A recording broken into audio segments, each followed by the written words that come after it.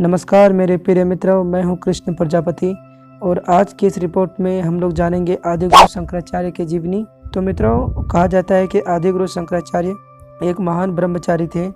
उन्होंने चारों तरफ धर्म का प्रचार प्रसार किया और हिंदू साम्राज्य की स्थापना की। तो मित्रों, तो चलिए जानते हैं इनके विषय में एक एक करके। बचपन और प्रारंभिक जीवन।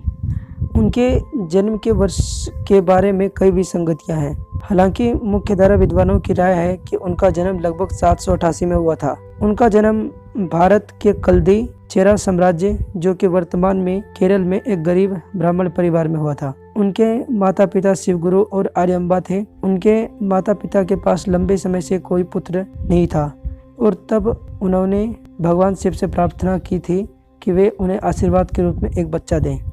ऐसा कहा जाता है कि आर्यम्बा ने भगवान शिव के दर्शन किए थे और भगवान शिव ने उनसे वादा किया था कि वह उनका पहला पुत्र बनेंगे। जल्द ही आर्यम्बा ने शुभ अभिजीत मुहूर्त में एक पुत्र को जन्म दिया और नक्षत्र अर्धरा के तहत। लड़के का नाम शंकर था। शंकराचार्य एक प्रतिभाशाली बालक साबित हुए और सभी वेदों और 6 वेदांगों का ज्ञान उसने स्थानीय गुरुकुल से हासिल किया।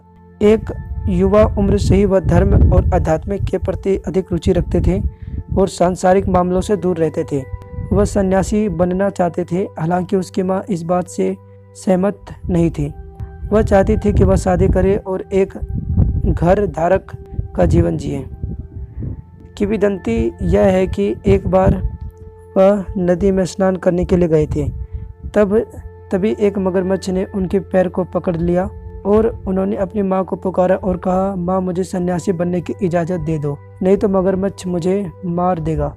उसकी माँ मगरमच्छ के डर से सहमत हो गई और मगरमच्छ ने उनके पैर भी छोड़ दिए। वह बिना कोई नुकसान के नदी से बाहर आए और अपने सभी सांसारिक अनुलग्नकों को त्यागने के लिए रवाना हुए। अब हम बात करेंगे सन्यास जीवन की शुरुआत उन्होंने कैसे की। जब वे सन्यासी जीवन के लिए गए, सांसारिक मोहमायों को छोड़ के, तो उन्होंने अपनी सन्यास जीवन की कैसे शुरुआत की। वह औपचारिक रूप से सन्यास के पवित्र क्रम में आरंभ करना चाहते थे और इस प्रकार उन्होंने इस दिशा में मार्गदर्शन करने के लिए अपने गुरु से मांग की। हिमालय में बद्रीनाथ में एक आश्रम में स्वामी गोविंद पद आचार्य से मिले। उन्होंने खुद को एक छात्र के रूप में स्वीकार करने के लिए अनुरोध किया। स्वामी गोविंद पद उस युवक से बहुत प्रसन्न हुए और उन्होंने सन्यासी का पवित्र क्रम शुरू किया।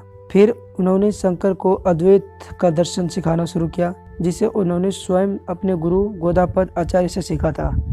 अपने गुरु के आदेश पर शंकर काशी गए और वहां उन्होंने ब्रह्मसूत्र, उपनिषद और गीता पर टिप्पणियां लिखी। उनके जीवन के बाद के वर्षों के बारे में कुछ जानकारी अस्पष्ट है। हालांकि आमतौर पर स्वीकार किया जाता है कि उन्होंने